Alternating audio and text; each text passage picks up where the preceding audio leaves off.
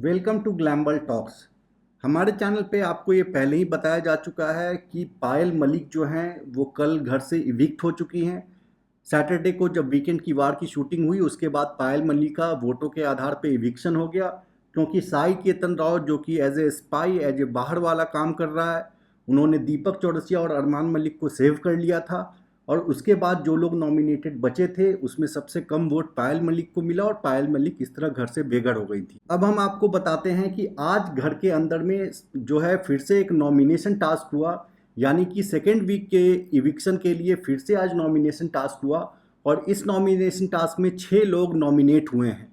ये 6 लोग कौन कौन हैं हम आपको इस वीडियो में बताते हैं। आज का जो नॉमिनेशन टास्क हुआ उसको बिग बॉस ने पेयर में नॉमिनेशन किया।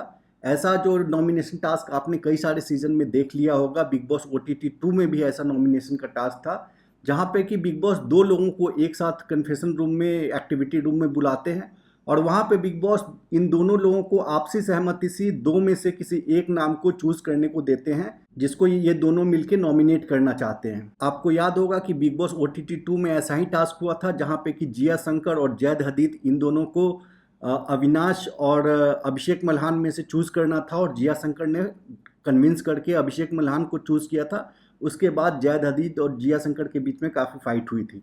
एग्जैक्टली सिमिलर टाइप का टास्क, सिमिलर टाइप का नॉमिनेशन। इसके अंदर कैसे कैसे नॉमिनेशन हुआ हम आपको बताते हैं। इसके अंदर अरमान मलिक और दीपक चौरसिया को बुलाया गया। इन दोनों को 2 नाम दिए गए, पौलोमी दास और विशाल पांडे। इन दोनों में से किसी एक को नॉमिनेट करना था। इन दोनों ने आपसी सहमति से विशाल पांडे को नॉमिनेट किया। उसके अलावा आपको नेजी और रणवीर, इन दोनों को एक साथ बुलाया गया और इन दोनों को जो नाम दिए गए वो दिए गए चंद्रिका यानी बड़ा पाव गर्ल और उसके साथ ही साई केतन का।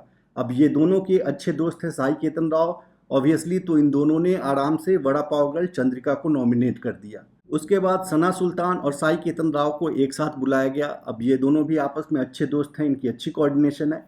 इनके सामने जो नाम दिए गए वो दिए गए शिवानी और रणवीर के।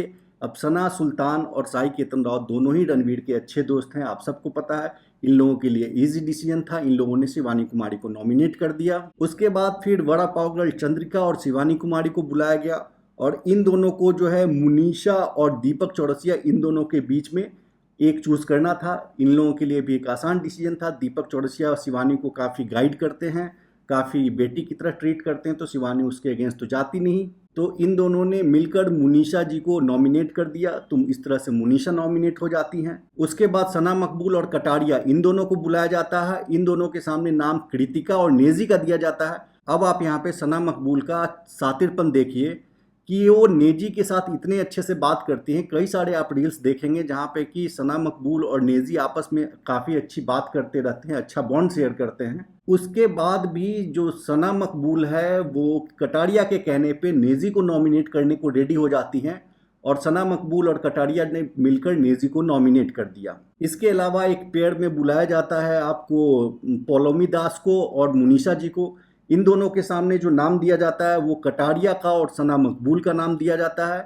अब ये दोनों लड़कियां आपस में डिसाइड ही नहीं कर पाती, काफ़ी देर तक एक दूसरे के साथ बहस करते रहती हैं और फाइनली होता यह है कि बिग बॉस कहता है कि हम आप दोनों को ही नॉमिनेट कर रहे हैं। चूंकि मुनीषा जी पहले से नॉमिनेट थी तो फिर पौलोमी भी नॉमिनेट हो गई। तो टोटल 6 लोग नॉमिनेट हुए। उसमें से आपको विशाल पांडे है, शिवानी कुमारी है, वड़ा पाव गर्ल चंद्रिका है, मुनीषा जी हैं, नेजी है और फाइनली पौलोमी दास हैं। तो टोटल ये 6 लोग जो हैं इस बार नॉमिनेट हुए हैं। इस बार का नॉमिनेशन चूंकि संडे को ही हो गया तो ये पॉसिबल है कि फिर से कोई इस बार मिड वीक इविक्शन किया जा सकता है या फिर नेक्स्ट वीक कहीं डबल एलिमिनेशन ना हो जाए। एक्चुअल में जो भी होगा वो हम आपको बताएंगे। लेकिन आपको क्या लगता है इनमें से अब किसका नंबर आ चुका है, कौन जाने वाला है?